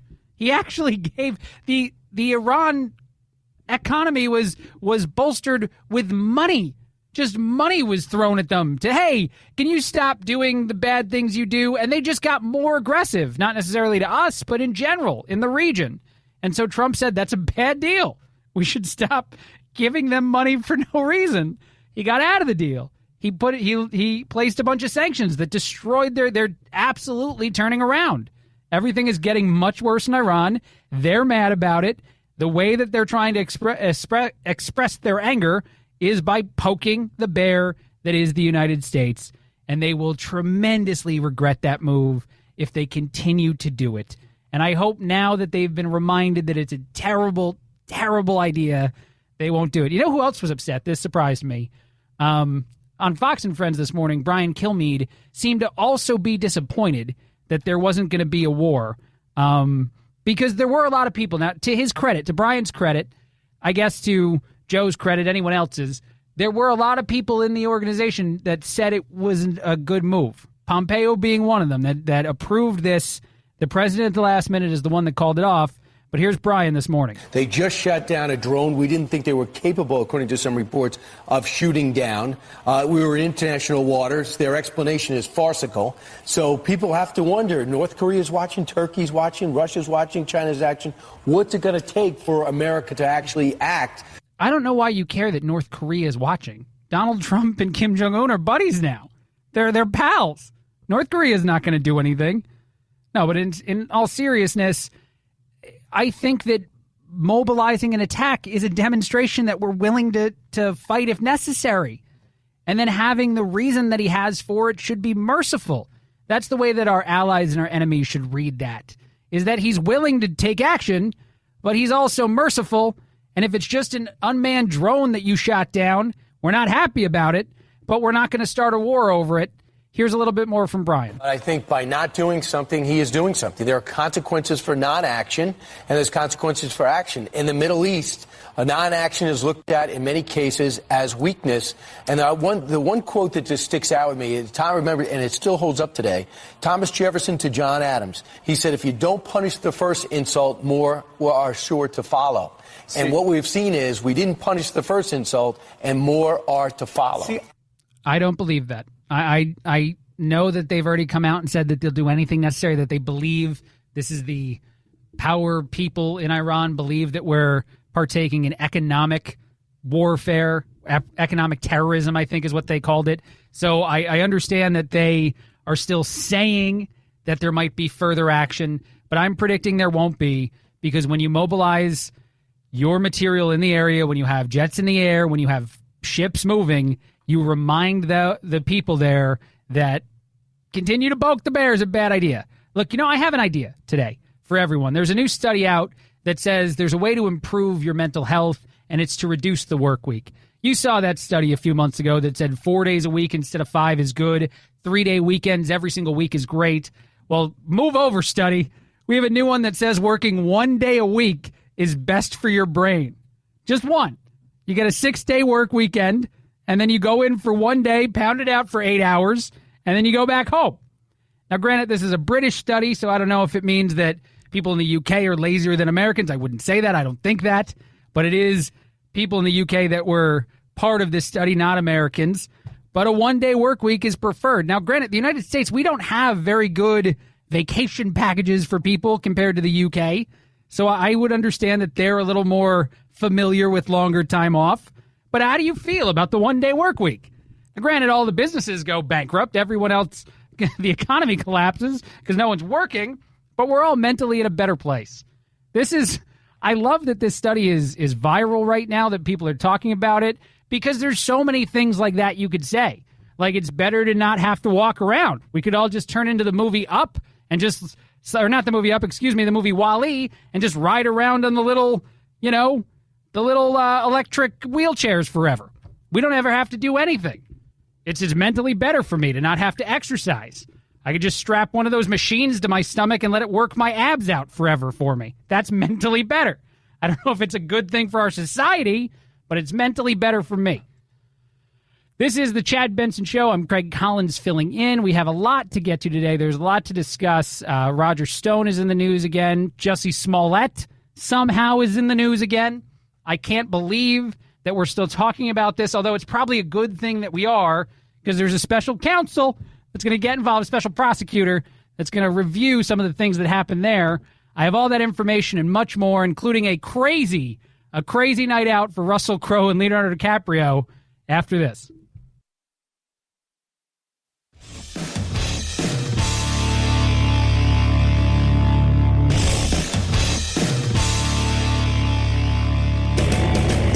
Experiencing separation anxiety? That's dumb. Check out Chad 24/7 at his website, ChadBensonShow.com, and on iTunes, free.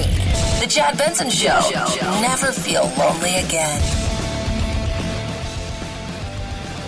This is the Chad Benson Show. I'm your host for the day, Craig Collins. Happy summer solstice. I'm going to keep saying it because it makes me happy. I like summer. I like good weather. I like long, sunny days. I don't like any of the, negative, sad things in the news, so I'm not going to talk about them that much today. But I have to. Jussie Smollett's in the news. How do you avoid that? This morning, a judge in Cook County ordered the appointment of a special prosecutor. We know that always goes great to have special counsel involved in things, to review the Jussie Smollett case and decide whether or not it was okay to dismiss all those charges. If you don't remember, Jussie Smollett is the actor. He was on Empire. He's been in some other stuff. I'm pretty sure he's not in any of that stuff anymore, and he probably doesn't have much of an acting career anymore going forward. Not a lot of opportunities. Not a lot of people are going to be calling him up. But he faked a hate crime. He hired 2 guys from his gym, 2 ripped Nigerian dudes, to attack him, and he pretended it was white MAGA guys. And the guys eventually admitted, the 2 guys, when they got arrested, because there's cameras all over the place in Chicago. But now the judge is saying that they can review Kim Foxx, who decided to dismiss all those charges. They can review, this is interesting to me, they can review whether or not Jussie deserves to be charged with something. So new charges could still come up. I actually had a bet with a friend a while back. I just assumed at Chicago, it's a little bit corrupt there, that he would never serve a day in prison. I didn't know that he'd get off scot-free, but I just assumed he'd never serve a day in jail. But now, maybe he will. Maybe I'll have to give my friend $5 because I don't know what to think of this. The special counsel thing, do we trust it to go better? Do we think that I'm glad that they're investigating, and I'm glad that they've acknowledged the fact that it made no sense, much like his original story of his attack. The whole dismissing of all the charges made no sense, but I mean, I'm only going to believe in it when I see it, the results of that. All right, I want to talk about something more fun. A woman, a Minnesotan, I think that's how you say it. She has been fighting a seatbelt violation for 29 years. She got in Iowa.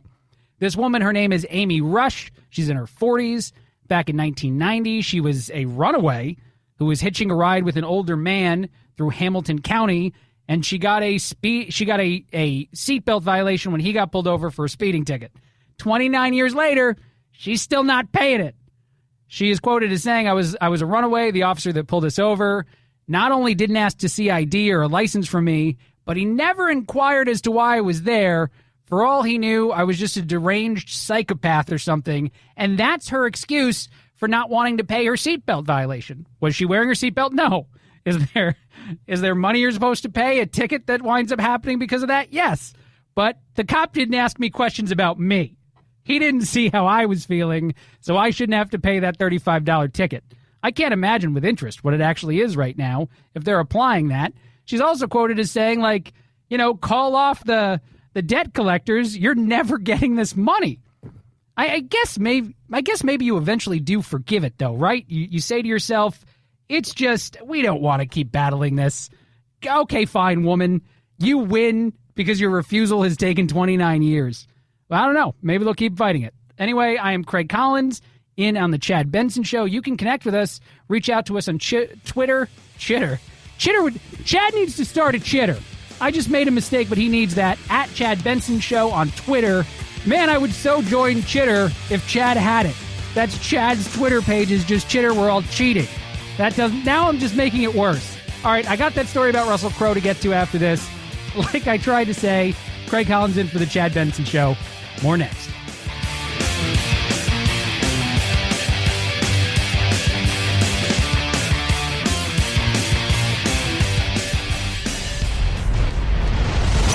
The Chad Benson Show.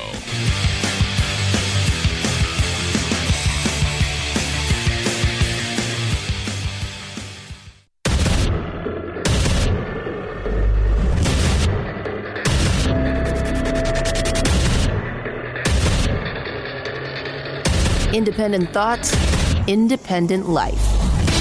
This is Chad Benson.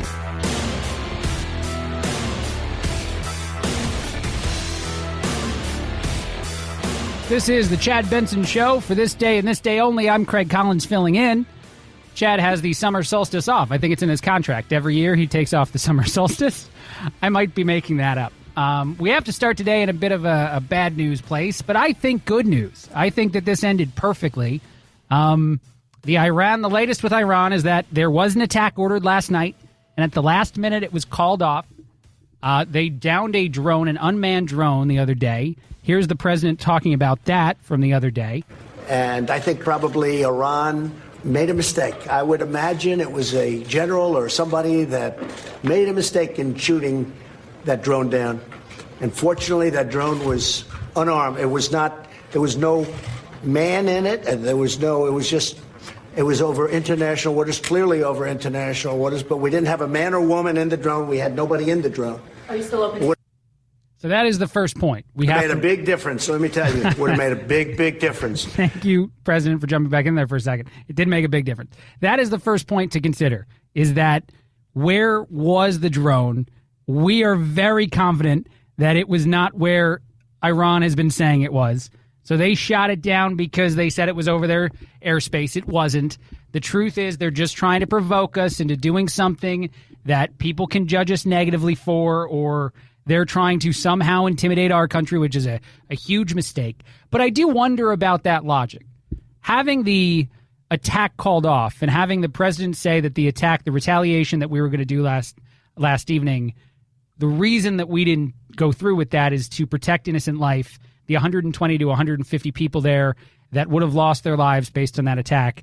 But what if this is true, too? What if it was a mistake? What if this was not approved by the people at the higher-up positions within the military there? What if this was a guy who went rogue?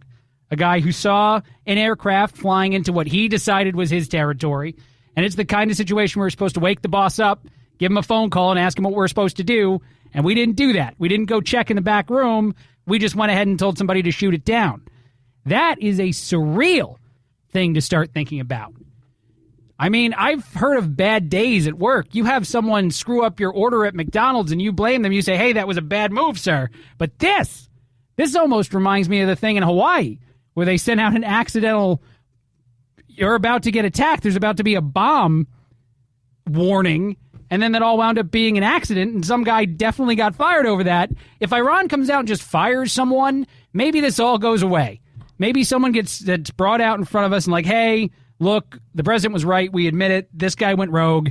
He's fired now. He's insane. And everyone can just calm down. That would be a best case scenario to me. I think that'd be a best case scenario to a lot of people. The president did go on to say, though, that we're not going to tolerate this kind of action. But this is a new wrinkle. This is a new fly in the ointment, what happened shooting down the drone. And this country will not stand for it. No, we won't stand for it. We will make sure you understand that that's not okay, that these things are not good decisions, that, you know, the best way to come back to the negotiating table with us is to come back to the negotiating table. Lindsey Graham reminds us you can't just act like President Obama and make a bad deal in order to embolden them other places, make them more of a problem elsewhere, and have them just stop shooting down our drones because their economy is not good right now because of the sanctions that Trump put in place. But here's Lindsey Graham talking about how we can't just repeat the mistakes of the past. When Obama said to Assad, you better not use chemical weapons, Assad did. The rest is history.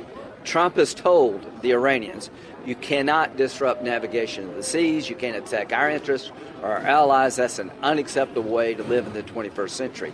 Yes, and an unacceptable way to get what you want. That's not the appropriate next step in order to get us to negotiate with you and have it go well for you. All right, let's move on. I love this story today. Russell Crowe and Leonardo DiCaprio are hanging out. I guess they're drinking vodka. I think I saw in the story that it's vodka. But anyway, they're chilling. And Leo starts to complain to Russell that he's got this dinosaur skull that he's going to have to sell. Russell's like, why are you selling? He goes, well, there's a better one coming out. I mean, honestly, he treats it like it's a cell phone. He's like, I've got the iPhone 8 and I got to sell it so I can get the iPhone 10. But it's a dinosaur skull. He paid like 30 or 35 grand for it. And he's just complaining about it to Russell Crowe. And Russell goes, well, I'll buy that from you. How much do you want? And Leo's like, just give me what I paid for it so I can get the new one. And that's the life of these people. That's how these people live. You hang out, you get drunk, you notice something cool in the corner, you ask your friend if you can buy it from him. It's 35 grand. Sure, I got that in my pocket. Thanks so much. I'll see you later. That's surreal to me. I want to get to that place. I don't have a friend that has a dinosaur skull sitting around to negotiate. I wish I did. I wish I want to be in this situation just once in my life. Please, world, I'm begging you, world. Call in if you're selling a dinosaur skull. I'd like to have one. You know what? I'm sick of the regular news cycle. I'm just going to keep sharing crazy news stories with you guys now. I feel that way. The Japanese mob, this is a real headline. I want to make sure you know. The Japanese mob is muscling in on the bubble tea sector. Are you familiar with bubble tea? Do you like bubble tea? My wife loves bubble tea. If you put bubbles in tea, apparently you've transformed it. Little tapioca bubbles, and now it's like a totally different thing. Before it was boring, it was tea. Now it's delicious because there's little tasteless bubbles in there. But apparently the Yakuza has seen the value in this. A typical bubble tea runs for about $5 a cup. It is very trendy in Tokyo as well as in the United States. And the question remains, why would the Yakuza get involved? An Asian Times story is reporting, though, that gangsters are indeed trading in bubble tea. I mean, does that take away from the gangster movie element? If you have De Niro doing some sort of negotiation with Pesci, and then they wheel in the bubble tea, they wheel in the cart of tapioca, does that ruin it for you? Are you like, okay, these guys were pretty tough before, but now that they're both sipping on like mint julep bubble tea situations, I feel like I've lost a little something here. That's a real headline from today. Russell Crowe bought a dinosaur skull from Leonardo DiCaprio, and the Yakuza wants to trade in bubble tea. All right, I think I've been told I'm going to get in trouble if I don't talk about something else of news of note today, and I just keep talking about this. But it's more fascinating to me. Come on, you wanted to know that. President Trump also did an interview last night on Telemundo. It apparently, according to the host, was the first time he ever was on a Spanish language speaking station. Now, granted, he, of course, did not speak Spanish. It was in English. There was subtitles. And there was one big quote that came out of this. And a lot of people are running with it, I think, for the completely wrong I can't even say that. Wrong reason. They're running with it because they think that the president said he's on board with the $15 minimum wage, federal minimum wage for everyone. And that is not what he said, although he did say that that number is too low. Here, I'll let you listen. Senator Sanders and others say it's time to have a national $15 an hour minimum wage. Is it time to do that? Well, I've already created a minimum wage because wages have gone up more than anybody in many decades right now. But what about wages, $15 an hour? Wages have gone up more than 3%. It's more than the number. The people that I'm dealing with and the people that, and if you look at the reports, that's a very low number, the $15. And I am actually looking at that. But You're looking at the possibility. I am looking at that. I will say this. But beyond that, because that's just an artificial number, much more importantly, because I'd like to get people higher than that, wages have gone up tremendously in the United States since I've taken over. In fact, soon to be record numbers. Yeah. And you ask him what he means by that. What he's actually saying is that the economy has gotten so good. And actually, I'll tell you, a surprise reason, too, might be the trade war and the tariffs. But because so many things are going well, wages are just naturally going up. Businesses are getting to choose to pay people more money so that the economy is stronger, so more goods are being purchased. Everyone's winning in that scenario, and no mom and pop shop is being forced to close because they're paying someone $15 an hour to do something that maybe doesn't deserve a wage that high. Traditionally, some very low-paying jobs were held by high school kids or college kids for the summer, and they weren't necessarily built to support families. In today's day and age, a lot of people turn to those kind of jobs and hope to support families, and now they ask for much higher wages to do that, and there has to be some push and pull here. Can Walmart afford, can McDonald's afford to roll with $15 an hour for its employees? Sure. They probably can make it, although I'm sure that it would affect their stock prices, but those companies wouldn't go under because of that, but mom and pop shops would. The president is not saying he's down to make it a federal mandate, but if the economy keeps improving, then of course it happens on its own, which is the only way we should really want that kind of thing. We got a lot more to get to on the Chad Benson Show. I'm Craig Collins filling in. More after this.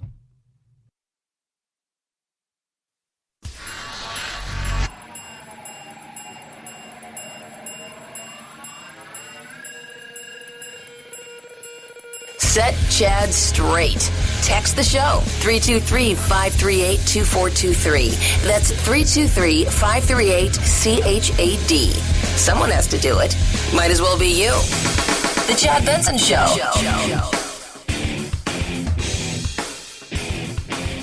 This is the Chad Benson Show. I'm filling in today. Craig Collins is with you on the summer solstice. A happy summer solstice to everyone. All right, there's a lot of other things in the news, not just the big, heavy political things in the news. And this is something kind of crazy that I wanted to start with. I found a list of the most ridiculous things people tried to expense at work. Have you ever been given that privilege? It feels weird when you're given that privilege. Like when you go on a business trip and then you have to start remembering which things are expensible.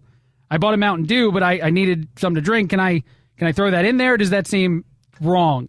Some of these people really push that envelope as much as you possibly could. Should I do this Casey Kasem style and go backwards from 10 to 1? I feel like the only appropriate answer in radio is always do it Casey style. So here is the top 10 list in reverse order of things people tried to expense. And I guess to whoever created this list, they get more ridiculous, but I feel like maybe I would have ordered it differently. The number 10 most ridiculous item, a bear rug. Someone tried to expense a bear rug. Now, granted, I don't have an explanation as to why they did that, but they seem to feel like it made sense for the business to have a bear rug. You know, you can't just get any rug. This has got to be a fancy one. Number 9, I want to be this person, a Lamborghini. Hey, look, I was going on a business trip. I had to impress the client. I can't roll up in some sort of regular like Honda or Toyota. I have to have a Lamborghini for this kind of thing. You don't get it, boss. It worked out. We made the sale. By the way, the car costs more than any money we just made. Number 8, a chicken suit with a top hat. I salute that person, too. I don't even want an explanation. If I was working and I saw that come across my desk as an expensed item, I'd just check mark it. That worked out for our company. That was probably great. Gambling losses. Now that, I would actually kind of argue that. If you do take a client to Vegas, I feel like gambling losses might make sense, but if it's personal ones, that's not going to work. A pogo stick is number 6 on the list. Number 5, 59 cents for parking. Come on. If it was for parking, you can expense it. I don't want to spend my own 59 cents. Number 4, a chandelier. Number 3, a crib. Look, the client, they had a new baby coming, and I thought a crib would really impress them, so I bought them a crib. Number 2, this is not going to be true for every place, although I hope that this happened in like New York City, but a cow? Someone purchased a cow? I don't even know how to get that transaction done. And they got a receipt from someone like, hey, this is a business transaction. I'm not just buying this cow. Can you write out a receipt? I gotta turn it in. And then number 1, which again, cow to me is number 1. You can't top that, but 300 tacos. I don't know if they were like through the course of a meal. Did we consume the 300 tacos? Did we get them all to go for some reason? Is this an elaborate prank at work? But those are the 10 most ridiculous items people tried to expense. Some other crazy news out there for you. KFC has a new sandwich. It has a weird condiment on it, which I've never known this to be a condiment before, but it's Cheetos. Back in January, KFC first started testing the new fried chicken sandwich with Cheetos, and apparently people really like it. There's a viral video, I could play it for you, of a little girl trying the sandwich. Her mom's taping her, and then she calls it a review of the sandwich, but really the kid just says, twice. Like, this is good, It's an insanely quick 5-second review of the most ridiculous item I've ever seen in my whole life.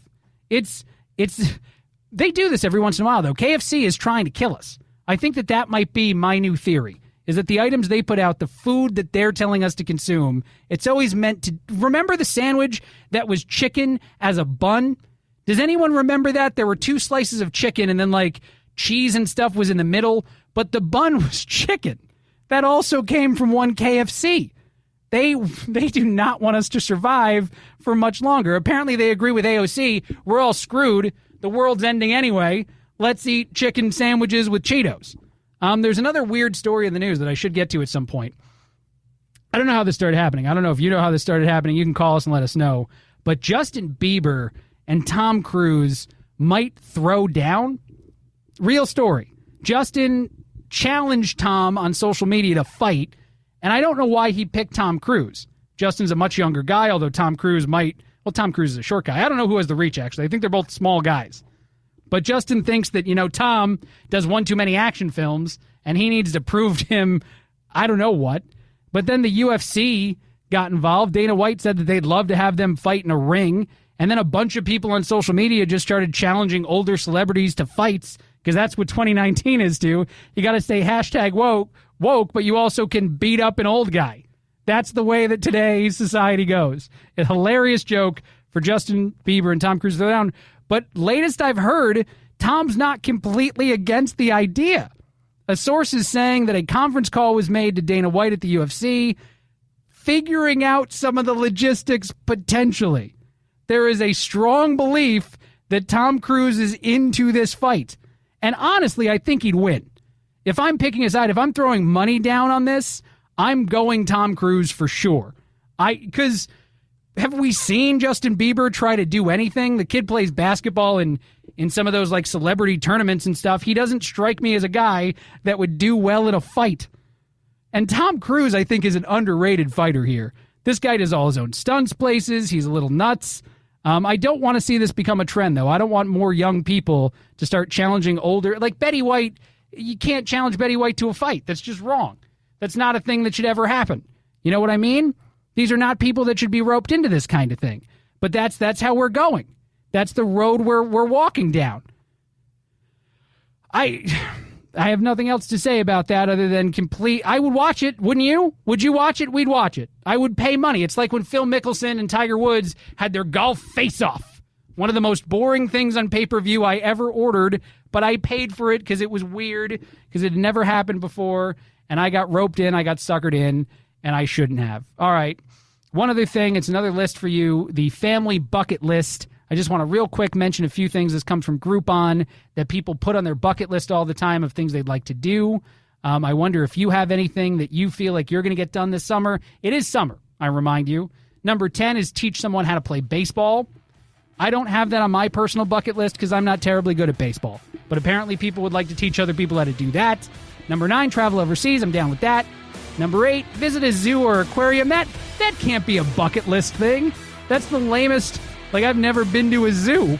Well, you should go to one. There's probably one in your town, whoever this is that answered that way. Disney World, national parks, number 1 on the list. Just take a road trip. This is Craig Collins in for the Chad Benson Show. I hope you've enjoyed our time together. I've enjoyed it a lot. I imagine I'll never be back, so this was real fun while it lasted. Chad's back in on Monday. We'll talk to you then. This is the Chad Benson Show.